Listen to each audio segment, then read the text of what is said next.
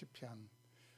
말 그대로 하면 시를 모아놓은 것이 시편입니다. 시 모음집이 시편인데, 그래서 여러분 시편을 이야기할 때 모든 성경은 그냥 창세기 1장, 2장 이렇게 이야기하지만 시편은 1편, 2편, 3편, 편이다 그렇게 이야기합니다.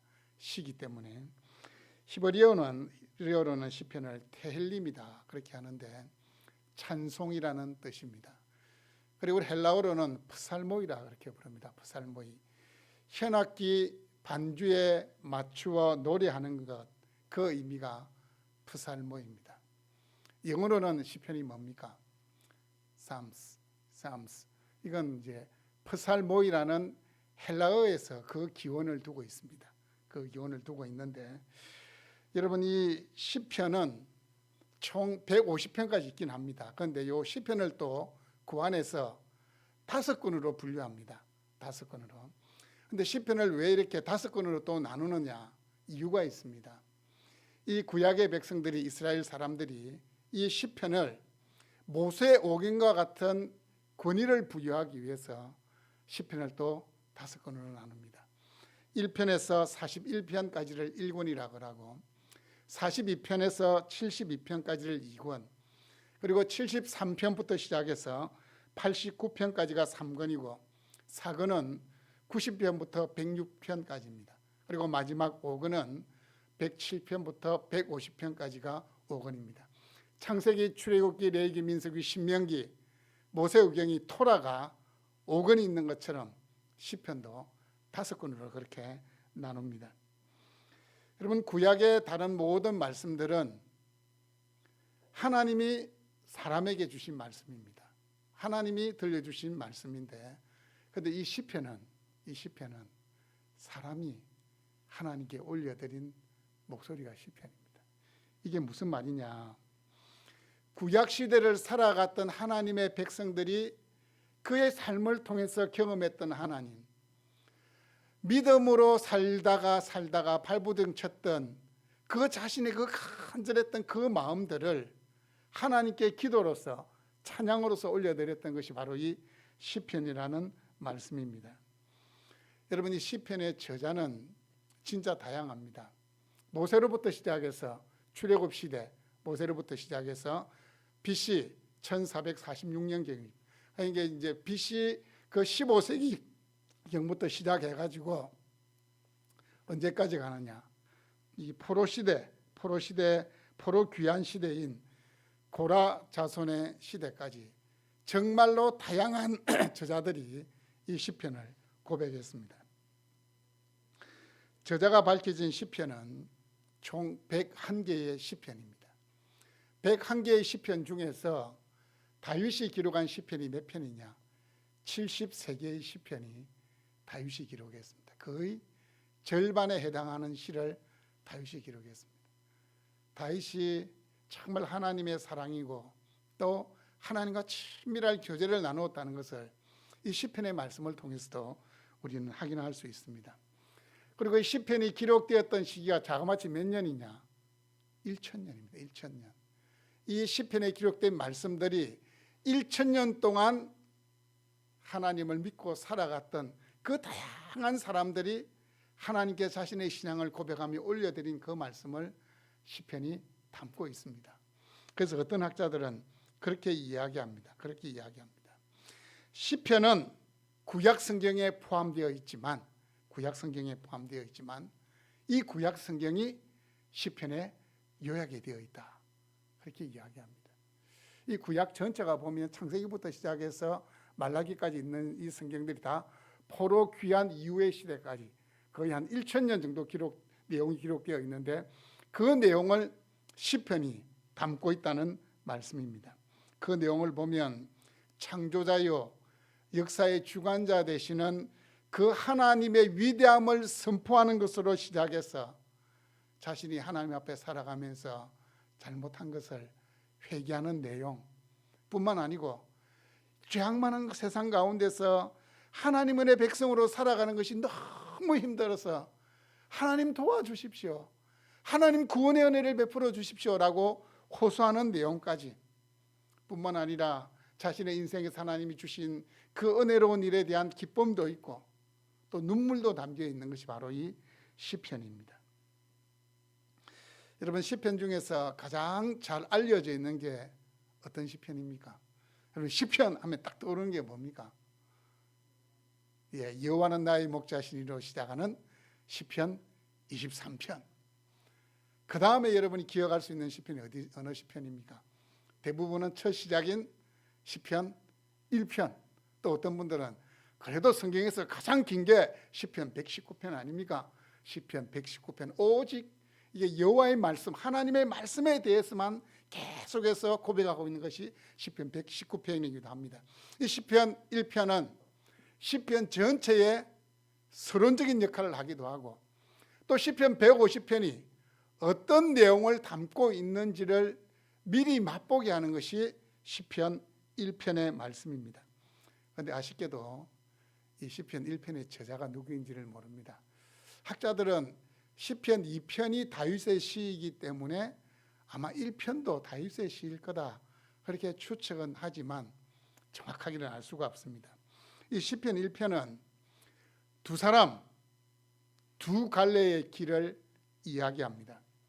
두 사람은 의인과 악인이고 두 갈래의 길은 의인의 길과 악인의 길입니다.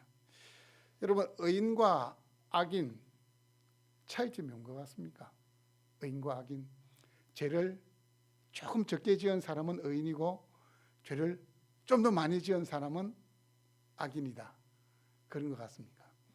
여러분, 성경의 관점에서 의인과 악인, 윤리적으로 도덕적으로 좀 더 착하다, 그게 의인이 아닙니다. 하나님이 있고 없고의 차이가 의인과 악인의 차이입니다. 구약시대에는 하나님이 정하신 방법대로 짐승의 피를 하나님께 드릴 때에 하나님은 그 사람을 죄 없다 여겨주셨고, 새언약시대를 살아가는 우리에게는 예수 그리스도의 십자가의 공로를 믿는 자들, 공로를 믿는 자들은 하나님은 죄 없다고 여겨주시는 겁니다. 우리가 진짜 죄가 없어서 그런 게 아니고 그 십자가의 보혈로 우리의 죄를 덮어주셔서 우리를 죄 없다고 여겨주시고 의인이라 하시는 겁니다. 악인의 길과 의인의 길을 걷는 자들은 각기 다른 삶의 원리를 가지고 있습니다. 이 시편 1편 말씀에서 그 삶의 원리가 무엇인지, 그 삶의 원리를 따라가게 되었을 때에 마지막에 마주 대하는 것이 무엇인지를 보여주는 겁니다. 여러분, 1절 말씀에 보시면 복 있는 사람은 이렇게 시작하고 있기 때문에 이 복 있는 사람에 대해서 이야기한다 그렇게 생각되겠지만 자세히 읽어보시면 복 있는 사람의 소극적인 면을 이야기하는데 아니고 부정으로 이야기해요. 부정으로. 근데 긍정으로 바꾸면은 이 복 있는 사람 대신에 앞에 누가 와야 되느냐? 악인이 와야 됩니다. 악인이 와야 됩니다. 악인들은 악인들의 꾀를 따르고 죄인들의 길에 서고 오만한 자들의 자리에 앉는 자들이 악인입니다. 그래서 악인의 길을 따르는 자들의 삶의 원리가 무엇인지를 보여주는 것이 바로 이 1절의 말씀입니다. 여러분, 1절 말씀은 제가 다시 한번 읽어볼 테니까 잘 들어보시고 가장 귀에 들어오고 눈에 띄는 단어가 뭔지 한번 스스로 생각해 보십시오. 복 있는 사람은 악인들의 꾀를 따르지 아니하며 죄인들의 길에 서지 아니하며 오만한 자들의 자리에 앉지 아니하고. 문구 중에서 가장 눈에 들어오는 문구가 어떤 문구입니까? 저는 이 말씀을 준비하다가 문구가 3개가 눈에 들어오더라고요.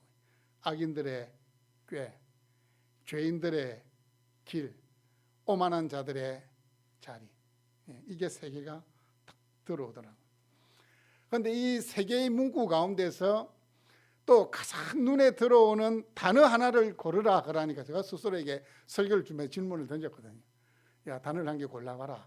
제가 질문을 던지니까 제가 딱 쳐다보면서 꾀라는 단어가 눈에 이렇게 딱 유독 이렇게 들어오더라고요.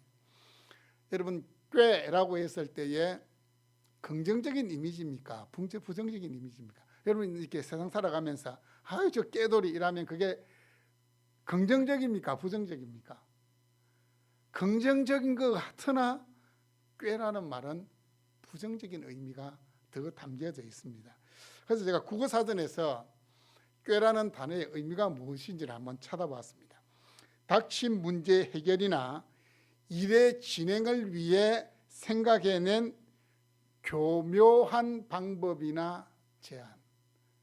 포인트는 뒤에 있습니다. 교묘한 방법이나 제안이 꾀라는 겁니다. 꾀. 왜 그게 꾀가 될 수밖에 없느냐? 꾀는 하나님의 말씀에서 나온 게 아니거든요. 전적으로 부패한 이 사람의 마음에서, 마음은 사람은 여기다 하더라고요. 여기서 생각해서 마음에서 나온 것이기 때문에 꾀, 교묘한 방법이 될 수밖에 없습니다. 그 꾀는 왜 나오느냐? 자신의 목적을 성취하기 위해서, 자신의 목적을 성취하기 위해서, 자신의 성공을 위해서, 자신의 행복을 위해서, 자신의 이익을 위해서 마음에서 나오는 것이 꾀이기 때문입니다. 여러분, 지금 세상은 성공과 행복을 위해서라면 수단과 방법을 가리지 않습니다. 불법과 편법을 동원해서라도 자신의 목적을 이루려고 합니다. 왜냐하면 성공이 선입니다. 성공이 선이고 돈이 권력인 시대를 우리는 살아갑니다. 안 그런 것 같죠? 성공하면 그게 다 선인 것처럼 보입니다.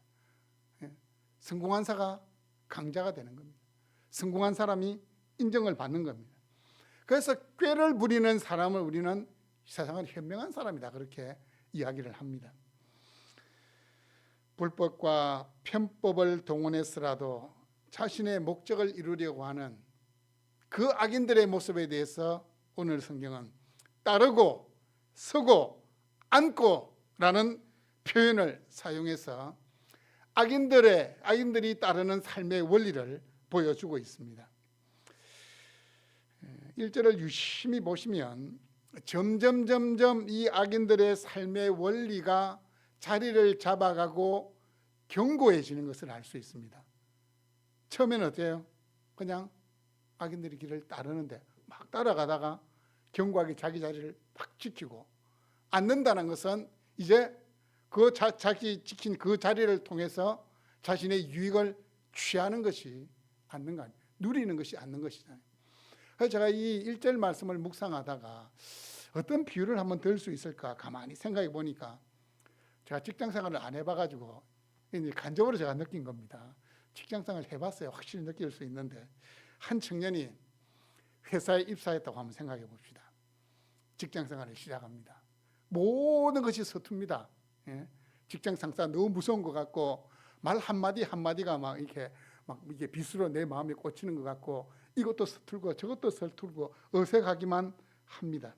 근데 시간이 지나면서 서서히 회사 생활에 익숙해지고 소위 말하는 요령이라는 것을 익히게 됩니다.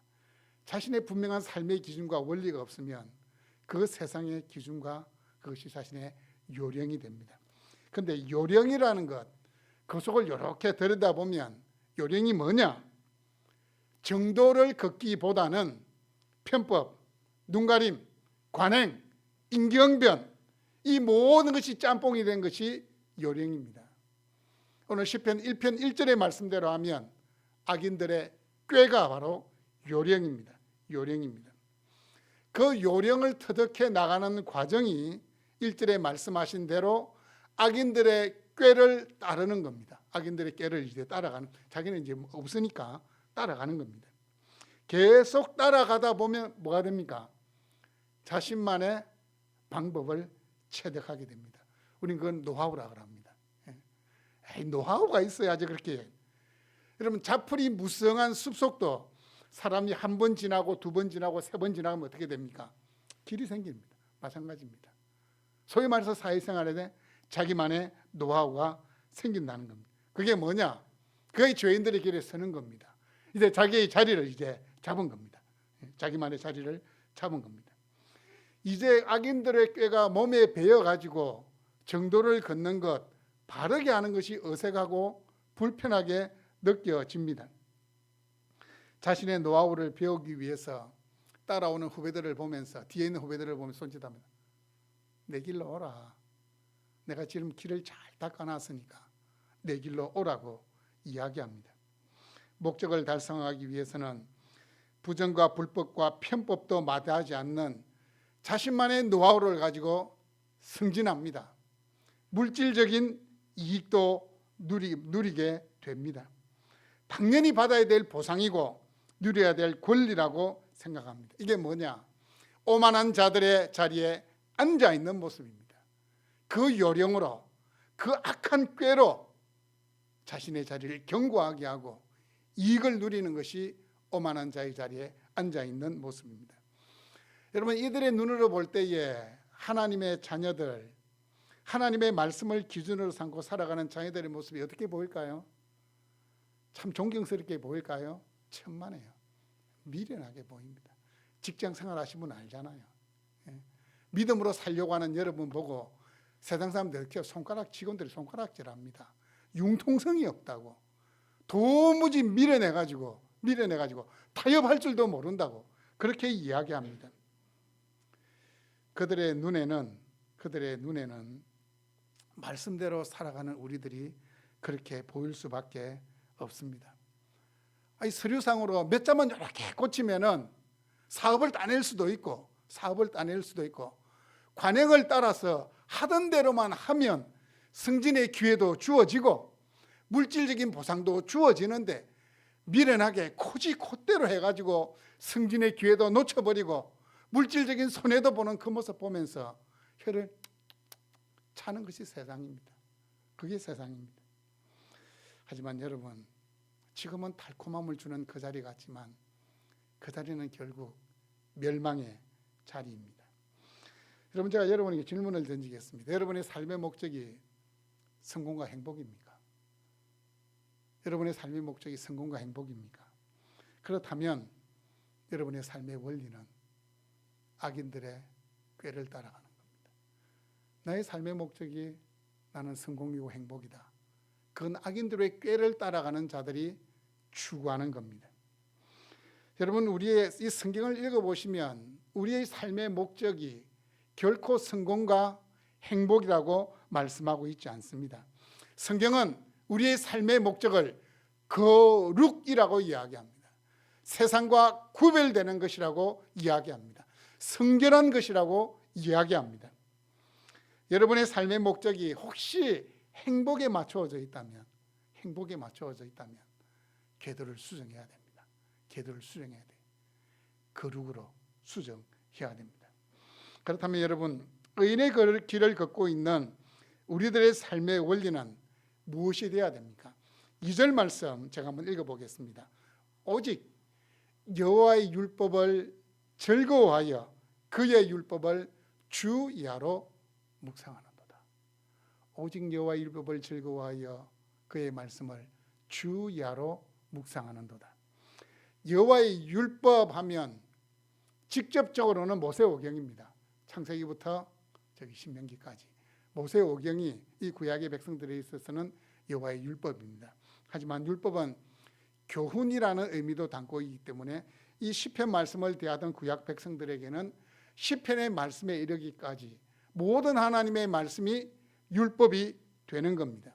그리고 이미 66권 정정이 완성된 시대를 살아가고 있는 우리들에게 있어서는 율법이라는 것은 66권 하나님 말씀 전체가 우리에게 율법입니다.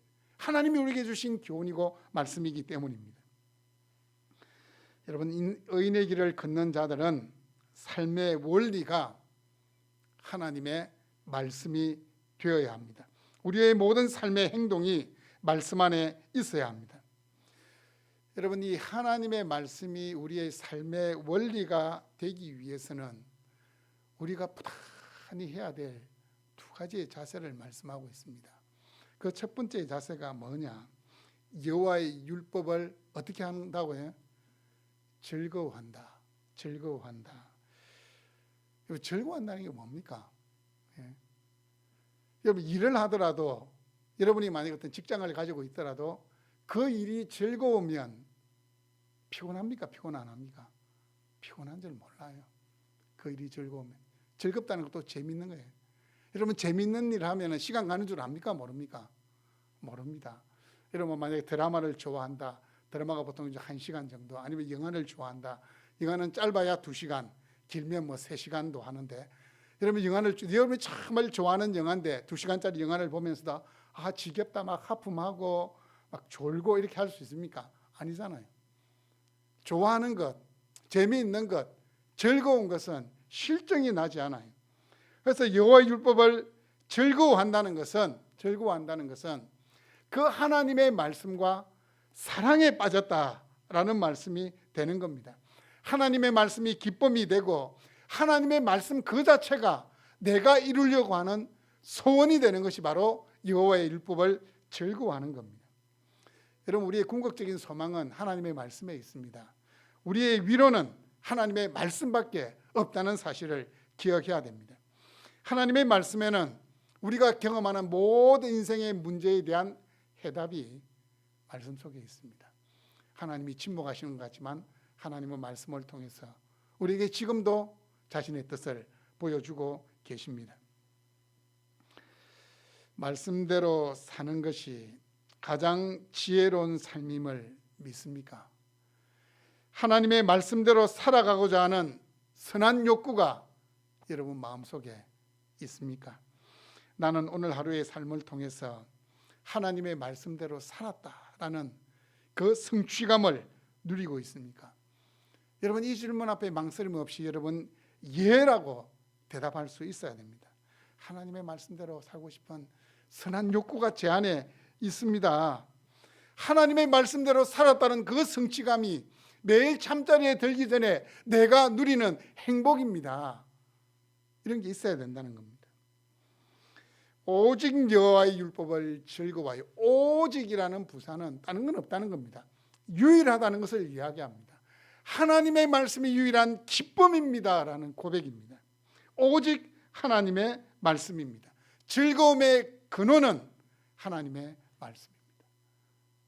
저도 이 말씀을 전하면서 기도할 때 꼭 그렇게 기도해야 되겠다. 세상에는 우리가 우리의 한눈을 팔게 하고 우리의 마음의 기쁨을 이렇게 유혹하는 것들이 참 많이 있는데, 주님, 적어도 시편 1편을 제가 설교했는데, 시편을 설교했는데, 이 시편 저자의 고백처럼 저도 오직 여호와의 율법이 제 즐거움이 되게 해 주십시오. 오직 유일한 최고의 기쁨이 되게 해 주십시오. 그렇게 기도해야 되겠다는 그 마음이 생겼습니다. 여러분도 마찬가지로 기도하실 때마다 주님, 하나님의 말씀이 저의 유일한 기쁨이 되게 해 주십시오. 소원을 가지고 기도하십시오. 또 두 번째 자세는 여호와의 율법을 주야로 묵상하는 겁니다. 여호와의 율법을 즐거워하는 것과 주야로 묵상하는 것은 개별적인 게 아니고 즐거워하면 묵상하게 된다는 겁니다. 어떻게 해요? 주야로. 말 그대로 하면 방관하시지만 이 주야라는 이 말 속에는 일생 동안이라는 의미가 있습니다. 하나님의 말씀을 일생 동안 즐거워하고 하나님의 말씀을 평생에 묵상한다는 그런 의미입니다. 여러분, 이 묵상하는 것은 중얼중얼 거리는 거고, 어떤 학자들은 소가 이렇게 되새김질하는 게 묵상하는 것과 같은 의미다, 그렇게 이야기를 하더라고요. 묵상하는 것은 늘 하나님의 말씀을 내 마음속에 품고 살아가는 것이 묵상하는 겁니다. 입으로 율법을, 그 말씀을 외우고 마음으로 되새기는 것이 묵상하는 겁니다. 여러분, 구약시대에는 이 성경책을 들고 다닐 수 있었겠습니까? 없었겠습니까? 종교개혁 이전까지도 성경은 성직자의 전유물이었습니다. 왜? 성경을 여러분 평신도에게 줘도 읽을 수가 없습니다. 히브리어 아니면 헬라어 원어로 되어 있고, 번역이 돼도 라틴어로까지만 번역이 되어 있기 때문에 라틴어를 모르는 사람은 성경을 읽을 수가 없습니다. 그래서 성경은 항상 이 예배당에 큰 성경이 있는데 자물쇠를 이렇게 채워놨다 하더라고요. 함부로 펴보지를 못하도록. 혹시나 종교개혁 이전 시대까지는 성도들이 성경 말씀을 읽고 자기 마음대로 잘못 해석하고 적용하면 그건 하나님의 저주를 불러오는 거다, 이렇게 이야기를 했기 때문에 아예 성도들은 성경을 볼 생각을 못했습니다. 또 이 구약 시대에는 이 시편이 기록되던 시는 두루마기 성경이었기 때문에 가질 수가 없는 겁니다. 그래서 말씀을 묵상할 수 있는 유일한 방법은 귀로 듣고 그것을 계속해서 입으로 되뇌이는 것만이 말씀을 묵상할 수 있는 유일한 방법이었습니다. 그러니까 이 구약의 백성들에게 있어서 묵상하도다라는 이 말씀은 정말 가슴에 다가오는 겁니다. 왜? 말씀을 간직할 수 있는 방법이 묵상하는 방법밖에 없기 때문입니다. 여러분, 여기 보니까 이제 어린 자녀들을 두신 분들이 저 뒤에 우리 김은석 집사님 어린 자녀들이 있구나. 어린 자녀들을 키울 때 가장 중요한 것은 하나님의 말씀을 심어주는 겁니다. 세상에 눈 뜨기 전에 하나님 말씀을 심어줘요. 그래야 거룩한 습관이 몸에 배이는 겁니다. 거룩한 습관이 몸에 배이는 겁니다. 공부는 하지 않아도 말씀을 읽는다. 그 이야기를 듣고는 제가 이렇게 제 조카가 지금 고1인데 기숙사에 생활하는 룸메이트가 있는데, 야, 이 룸메이트가 또 제 조카는 제 동서가 목사거든요. 목사 아들인데 이 자기 룸메이트 엄마가 목사 아들이 같은 룸메이트가 돼가 너무 좋대요. 왜냐하면 그 아들은 매일매일 큐티를 한대. 말씀을 묵상하고 기도하고. 제가 깜짝 놀랐습니다. 평신도 자녀가 그 정도라는 게. 그런데 그 학교는 기숙사 들어가는 것은 전교에서 20등 하는 아이들만 들어가거든요. 그 아이가 또 공부도 잘하나요? 제가 그 이야기를 듣고는 제가 충격을 받았어요. 목사의 자녀는 우리 자녀도 그래 못할 건데, 그 고등학생이, 그 공부에 치이는 그 고등학생이 매일 아침 학교 등교하기 전에 기숙사에서 말씀 묵상하고 기도한다는 이야기를 듣고는 충격을 받았어요. 그렇게 되기까지는 어릴 때부터 그 심령의 말씀을 심어 주었기 때문에 그 거룩한 습관이 몸에 배어 있는 겁니다. 여러분, 하나님의 말씀에 대하여 내가 어떻게 반응하고 있는가를 살펴보면 그 사람의 영적인 상태를 압니다. 영적인 상태를 알 수 있어요. 매일매일 하나님의 말씀을 읽고 묵상하면 그건 자동적으로 하나님과의 관계가 조금씩 정립이 될 수밖에 없습니다. 신앙생활의 승패는 내가 하나님의 말씀과 어떤 관계를 유지하고 있느냐에 대해서 결정이 납니다. 내가 이 한 주간 승리한다. 이건 내가 하나님의 말씀과 관계를 잘 맺어야 된다는 것이 전제가 되는 겁니다. 여러분, 요즘 어디서 즐거움을 얻고 있고, 여러분 하나님의 말씀과 지금 어떤 관계를 누리고 있습니까? 시편 119편에 보니까 이런 고백이 나옵니다. 내가 주의 율법을 어찌 그리 사랑하는지요. 내가 그것을 종일 작은 소리로 엎조리나이다. 종일 작은 소리로 엎조리나이다. 주의 말씀의 맛이 내게 어찌 그리 단지요. 내 입에 꿀보다 더 다니이다. 이때 가장 맛있는 음식은 꿀이거든요. 하나님의 말씀의 맛이 가장 맛있는 꿀보다도 더 달다. 그렇게 고백하고, 또 고백을 보면 주의 말씀을 조용히 엎조리려고 내가 새벽에 눈을 떴나이다. 하나님의 말씀을 묵상하기 위해서 새벽에 눈을 떴나이다. 이렇게 고백하고 있습니다. 여러분, 삶의 중심에 하나님의 말씀을 채울 수 있기를 바랍니다. 여러분의 입과 머리에서 하나님의 말씀이 계속적으로 머물 수 있게 하십시오. 말씀을 가까이 하면 변화가 일어납니다. 말씀의 즐거움을 체험하게 되면 자연스럽게 세상의 즐거움은 멀어지게 됩니다. 의인의 길을 걷는 자들의 삶의 원리는 오직 하나님의 말씀입니다.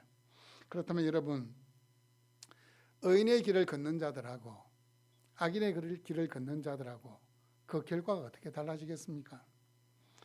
악인의 길을 걷는 자들의 운명, 그 결과를 사절에서는 바람에 나는 겨 이렇게 이야기합니다. 바람에 나는 겨. 여러분, 바람에 나는 겨라고 했을 때 어떤 생각이 듭니까? 아이고 아까워라. 그 겨가 날아가면 안 되는데. 전 시골에서 자랐기 때문에 겨라는 게 뭔지를 알거든요. 보리 같은 거 이렇게 추수하고 나면 이제 쭉정이들 이 알곡에서 떨어지는 겨에 이게 바람이 이렇게 돌리면 이렇게 바람이 다 날려가는 쓸모없는 게 겨입니다. 이 겨라는 뜻도 그럽니다. 무가치한 것, 쓸모없는 것, 쉽게 사라지는 것이 겨입니다. 겨. 바람이라는 것은 하나님의 심판을 상징합니다. 하나님의 심판에 바람이 불면 악인들이 쌓아오던 그 모든 것은 한꺼번에 무너지고 없어져 버립니다. 헛수고입니다. 허무함입니다. 여러분 그렇잖아요. 하나님 없는 사람들 아등바등 살려고 막 노력합니다. 재물도 모읍니다. 그런데 어떻게 된 줄 아십니까? 마지막 눈을 감는 순간에 자신이 피땀 흘려서 모은 그 재물 가지고 자녀들이 싸우는 모습 보면서 눈을 감습니다. 그게 악인들의 길의 최후입니다. 결과입니다. 그들이 쌓아올린 업적이 대단한 것 같지만 죽음은 모든 것을 내려놓게 만들고 그들의 모든 수고는 결국에 죽음과 함께 헛것이 되고 맙니다. 전도서 기자는 모든 것이 다 헛되어 바람을 잡으려는 것 같도다라고 이야기합니다. 5절에서는 심판이라는 단어로 악인의 길을 걷는 자들이 마주하게 될 마지막 현실을 보여줍니다. 5절입니다. 그러므로 악인들은 심판을 견디지 못하며 죄인들이 의인들의 모임에 들지 못하리로다. 심판, 공의의 하나님께서 정확하게 판단하시는 것이 심판입니다. 악인들이 심판대에 서는 것은 인정받기 위해서 서는 것이 아닙니다. 징벌을 받기 위해서입니다. 거기서 악인들은 두려움에 사로잡힐 것입니다. 이 땅에 있을 때에 많은 사람을 두려움에 떨게 했던 그 자신의 그 악행과는 비교가 되지 않는 끔찍한 두려움입니다. 이 땅에 있을 때에는 재물과 권력으로 심판을 면할 수도 있고 막을 수도 있습니다. 그래서 무전, 유전, 유전, 무죄라는 말이 있지 않습니까? 돈 가지고 이 세상에서는 막을 수 있고 바꿀 수 있는 것들이 많이 있지만 하나님의 심판대에 있으면 그 모든 것은 무용지물입니다. 하나님의 엄중한 심판은 그들 모두를 두려움과 고통 속에서 신음하게 만들 것입니다. 마가복음 9장 48절을 보니까 거기에서는 구더기도 죽지 않고 불도 꺼지지 아니하느니라고 말씀하고 있습니다. 3절은 의인을 길에 걷는 자들의 모습을 말씀합니다. 우리 3절을 다 함께 한번 읽어보겠습니다. 그는 시냇가에 심은 나무가 철을 따라 열매를 맺으며 그 잎사귀가 마르지 아니함 같으니 그가 하는 모든 일이 다 형통하리로다. 하나님의 말씀이 인생의 기준이 되어 있는 사람을 시냇가에 심은 나무와 같다. 우리는 사이사철 비가 내리고 어디든지 나무가 잘 자라는 좋은 환경이라서 시냇가에 심은 나무가 잘 이렇게 와닿지를 않아요. 하지만 이 팔레스틴은 건기와 우기가 구분되어 있고 물이 없는 지역에서는 이 시냇가나 강가가 아니면 나무가 자라기가 정말 힘이 듭니다. 그래서 시냇가에 심은 나무라는 것은 선택된 나무이고 보호받고 있는 나무예요. 그 시냇가에 심겨진 나무, 이렇게 정확한 번역입니다.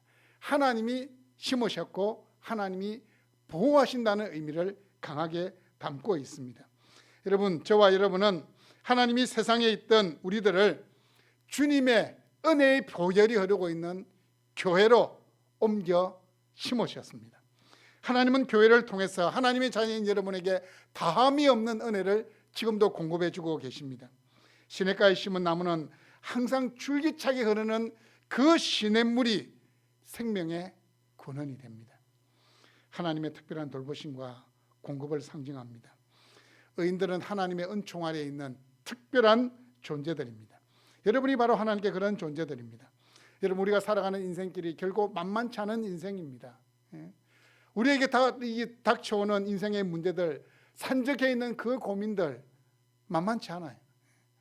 내 문제도 크지만 내 주위에서 들어오는 그 삶의 스트레스도 만만치 않습니다.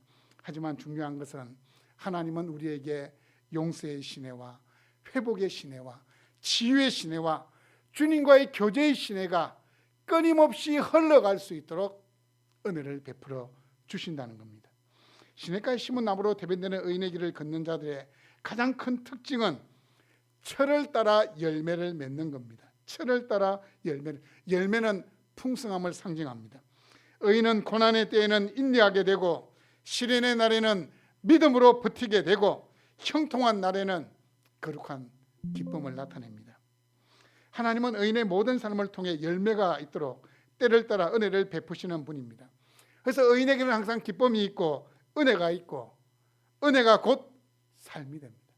하나님의 은혜가 삶이 되는 겁니다. 이어지는 그 다음 구절을 보시면 의인의 길을 걷는 자들의 또 다른 특징을 다음과 같이 말씀합니다. 그 잎사귀가 마르지 아니함 같으니 그가 하는 모든 일이 다 형통하리로다. 저와 여러분, 세상에서 거센 인생의 풍파를 겪습니다. 하지만 여러분, 우리는 그리스도의 보혈에 깊이 뿌리를 내리고 있다는 사실을 기억해야 됩니다. 결코 우리는 하나님의 은혜에서 떨어져 나갈 수 없는 자들입니다. 그런데 여러분, 우리가 인생을 살다 보면 하나님께서 막으실 때가 있어요. 하나님께서 실패를 경험하게 하실 때가 있다는 겁니다. 그런데 그거 다 목적이 있습니다. 하나님과의 친밀함을 유지하기 위해서 세상에 있는 것들을 떠나보내는 경험을 하게 하십니다. 모아두었던 재물을 잃기도 하고 사랑하는 이를 떠나보내기도 하고 건강을 잃어버리기도 합니다. 하지만 여러분, 최악의 형편이 최선의 상황이 되기도 합니다. 왜냐하면 우리는 그 상황 속에서 하나님을 의지하는 법을 배우게 됩니다. 그 상황 속에서도 하나님의 은혜가 나에게 부어지고 있다는 것을 깨닫게 된다는 사실입니다. 그런 말이 있습니다. 악인의 행운 속에 저주가 들어있을 수도 있고 의인의 상실과 슬픔 속에 축복이 숨겨져 있다라는 말이 있습니다. 그리스도인이 겪는 시련마저도 선한 것이기에 우리는 이를 통해서 성장을 경험하게 될 것입니다. 왜냐하면 그 잎사귀가 마르지 않을 것이기 때문입니다. 여러분, 형통이라는 것을 물질적인 번영, 성공으로만 생각하면 안 됩니다. 이 시편에서 말씀하고 있는 이 형통은 하나님의 말씀을 묵상하고 적용함을 통해서 거두는 그 영적인 성취, 그 영적인 승리를 형통이라고 말씀해야 됩니다. 그래서 형통하기 위해서는 세상과 통해야 되는 것이 아니고 하나님과 통해야 됩니다. 세상과 막혀도 하나님과 통해 있으면 우리의 삶은 형통입니다. 비록 지금 당장 외적인 형통이 없더라도 하나님과 친밀하면 절대 헛것이 아닙니다. 여러분, 아라비아 숫자 0만 있으면 아무것도 아닙니다. 그런데 앞에 뭔가가 1이든 2든 붙고 뒤에 0이 붙기 시작하면 10배, 100배, 1000배로 늘어난 것이 바로 0이라는 숫자입니다. 하나님과 통하는 삶이 그와 같습니다. 아무것도 아닌 것지만 하나님과 통하게 되면 우리의 삶은 우리가 경험하지 못했던 전혀 새로운 삶으로 들어가게 되는 겁니다. 여호와께서는 의인의 길을 줄곧 보고 계십니다. 시편 34편 15절 말씀해 보시면 여호와의 눈은 의인을 향하시고 라고 말씀합니다. 하나님은 한시라도 우리에게서 시선을 떼지 않습니다. 때로는 안개와 어둠에 사이에 있을지라도 그분의 시선을 가로막을 수는 없습니다. 재난의 구름과 폭풍우가 우리의 삶을 뒤덮더라도 하나님은 그 폭풍우와 재난의 구름을 걷어내시고 우리를 바라보고 계시는 겁니다. 하지만 악인의 길은 망하게 될 겁니다. 그들은 자신이 망할 뿐만 아니라 그들의 길 역시 망하게 될 것입니다. 악인은 바다에서 쟁기질을 하는 것하고 똑같습니다. 그 흔적이 반짝이는 것 같지만 그 물결이 그 흔적을 덮어버립니다. 파도가 그 흔적을 덮어버립니다. 그와 친숙했던 곳이 더 이상 그를 알아보지 못할 것입니다. 악인의 길은 그 자체가 망할 것입니다. 여호와께서 악인의 이름이 조롱당하게 하실 겁니다. 그러나 사람들은 의인의 길을 달궈하지 않습니다. 왜냐하면 의인의 길은 꽃길이 아니기 때문입니다. 사람들로부터 조롱당하고 무시당하는 길이기 때문입니다. 그 길은 끊임없이 자신의 정과 욕심을 십자가에 못 박아야 하는 길이기 때문입니다. 그럼에도 불구하고 그 길은 하나님과 통하는 복된 길이라는 사실을 기억하십시오. 그 길은 전능하신 하나님, 창조주 하나님, 역사의 주관자 되시는 하나님이 인정하시는 길이라는 것을 기억하시기를 바랍니다. 여러분, 모든 인생들에게는 두 갈래의 길이 있습니다. 한쪽은 의인의 길이고 한쪽은 악인의 길입니다. 선택을 해야 됩니다. 가지 않는 길이라는 시의 마지막 구절입니다. 오랜 세월이 흐른 다음 나는 한숨 지으며 이야기하겠지요. 두 갈래의 길이 숲속으로 나 있었다. 그래서 나는 사람이 덜 밟은 길을 택했고 그것이 나의 운명을 바꾸어 놓았다고. 여러분, 좁은 문, 좁은 길, 우리 주님도 말씀했습니다. 의인의 길은 찾는 자가 적을 수 있습니다. 죄인의 길은 그 길이 넓어 찾는 자가 많을 수도 있습니다. 하지만 의인의 길 끝에는 우리를 사랑하시는 우리 주님이 양팔을 벌리고 기다리고 있다는 사실을 기억하십시오. 한 주간도 의인의 길을 걸음을 통해서 하나님의 말씀이 내 삶의 원리이고 기준이라는 사실을 세상 가운데 선포할 수 있는 여러분 되시기를 주님의 이름으로 축복합니다.